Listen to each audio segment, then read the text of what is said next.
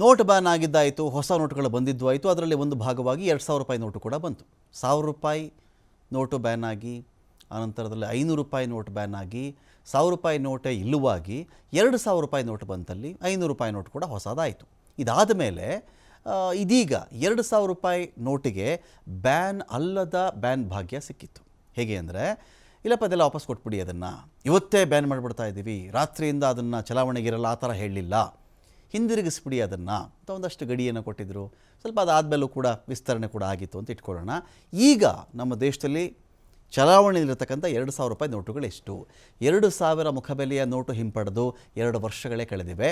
ಇನ್ನೂ ಮಾರ್ಕೆಟಲ್ಲಿ 6,266 ಕೋಟಿ ರೂಪಾಯಿ ಮೌಲ್ಯದಷ್ಟು ನೋಟುಗಳು ಇವೆ. ನೋಟು ಹಿಂಪಡ್ಕೊಂಡ್ರೂ ಕೂಡ ಇನ್ನೂ ಕಾನೂನುಬದ್ಧವಾಗಿ ಇವೆಲ್ಲವೂ ಕೂಡ ಚಲಾವಣೆಯಲ್ಲಿವೆ.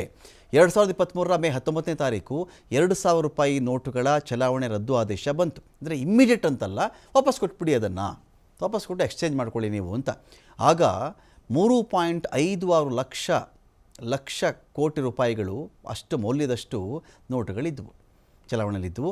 2025 ಏಪ್ರಿಲ್ 30 ವೇಳೆಗೆ 6,266 ಕೋಟಿ ರೂಪಾಯಿಗೆ ಅದು ಇಳಿಕೆ ಆಗುತ್ತೆ. ಇದುವರೆಗೂ 98.24% 2,000 ಮುಖಬೆಲೆಯ ನೋಟುಗಳು ವಾಪಸ್ಸಾಗಿವೆ. ದೇಶದ 19 RBI ಕಚೇರಿಗಳಲ್ಲಿ ಮಾತ್ರ ಬದಲಾವಣೆಗೆ ಅವಕಾಶ ಇರುತ್ತೆ.